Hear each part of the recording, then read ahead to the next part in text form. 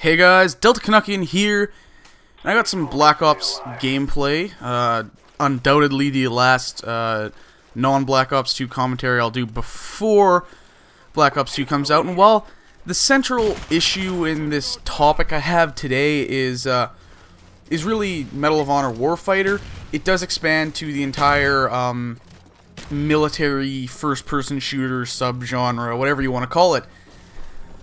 So this will do because I don't have Warfighter, so I don't have any gameplay for it because you've seen pretty much all the like half-decent beta stuff I have.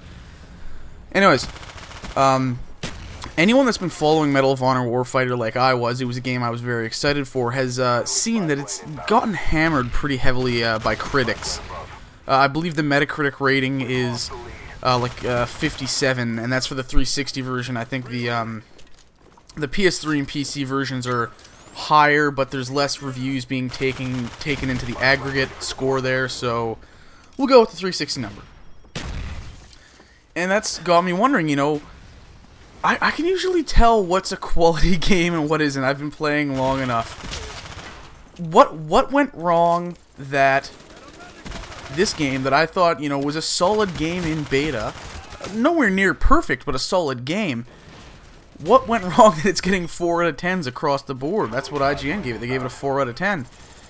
So, you know, you kind of have to look at it, and you look and you see the user scores. I think the average user score on Metacritic is about an 8 for the game. That seems to be what most people are saying, is most fans are saying, hey, you know, this is a solid game. It's entertaining. It's what we expected. And I think that's the key thing here.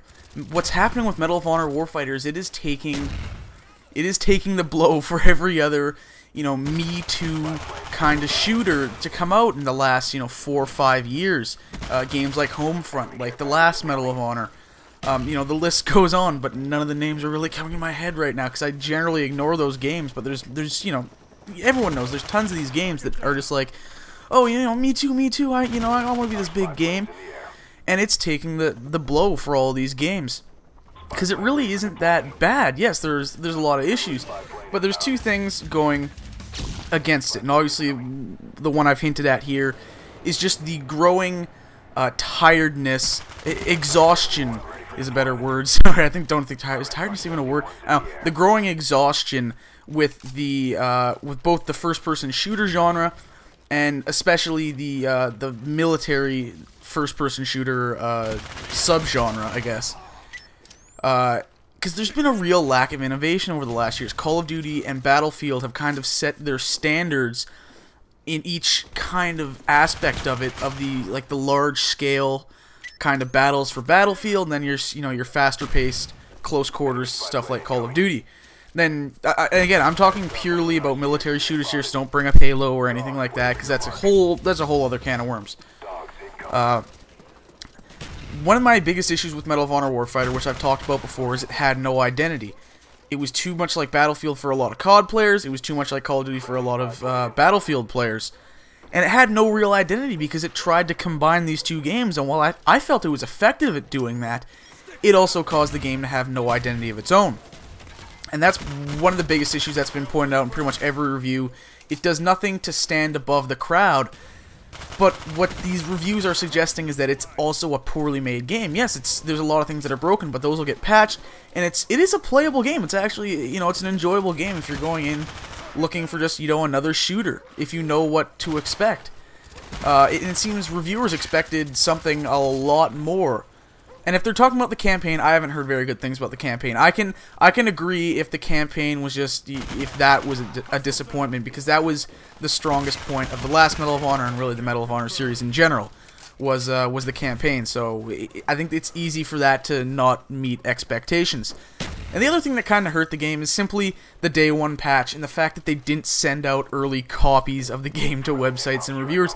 And this seems rather petty, but almost all the time, if a game doesn't get, or, you know, early copies aren't sent out to reviewers, the game gets hurt in the score.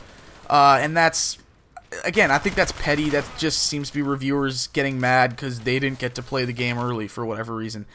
And of course the day one patch, the massive day one patch, shows that Warfighter is incomplete. But still, come on guys, grow up. Okay, you had to wait a couple extra days to play the game. and then you only had a couple. I guess the frustration would be is they had 1 to maybe 3 days to play and review the game so they can get it out within a reasonable time period. But I think that's ridiculous. So this is a game, if you're interested in Medal of Honor Warfighter, look it up, make your own opinion, take the reviews with a grain of salt. Really, that's something you should do all the time, but especially with this game, it's really just taking the blow for every other Me Too military shooter. And yeah, that's my thoughts on why this game's gotten this hate. If you guys liked the video, leave a like, comment, subscribe, and Black Ops 2 is just around the corner, so I'll be seeing you for that.